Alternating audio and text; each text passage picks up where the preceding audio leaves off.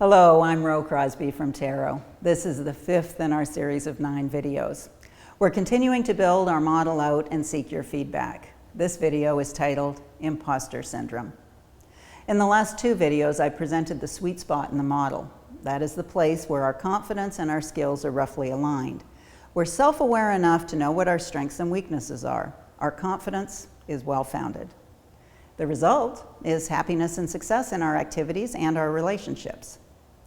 When we find ourselves with a realistic self-appraisal, we're more likely to bring out the best in ourselves and be available for others.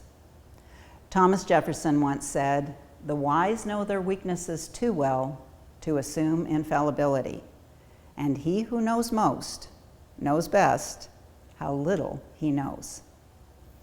The parts of the model that aren't shaded in teal we're identifying with red flags. It isn't a catastrophe to find some data points in this part of the model, as it's a dynamic model and people are a constant work in progress. It merely points to incongruence between confidence and skills that must be resolved if happiness and success are to thrive long term. None of us reside in only one place on the model. The red flags are simply a wake-up call for us. When we're unhappy or when we fail, this model might provide some insight to underlying cause. In this video, we're going to examine the top left corner of the model, low confidence and high skill. We've labeled this quadrant Imposter Syndrome, which is a psychological term. To be clear, we're using the term only to be descriptive and not as an attempt to diagnose. A certain amount of self-doubt is normal and not evidence of mental illness. However, those who do suffer from pervasive imposter phenomena across many aspects of their life may need therapeutic intervention. In our model, imposter syndrome has been chosen as the label because it's a phrase many people know and commonly use to describe their own feelings of phoniness in a situation. When someone feels out of place in a meeting with people they admire, or they self-guess themselves on tasks they've performed well in the past, that's a potential flag pointing to this quadrant. When an individual feels like they need to prove repeated high levels of confidence in every possible aspect of a new role before applying for a position, that's another flag. Individuals in this quadrant may experience heightened anxiety about taking credit for their abilities. When something goes well, they may attribute it to external factors such as luck or favorable circumstances.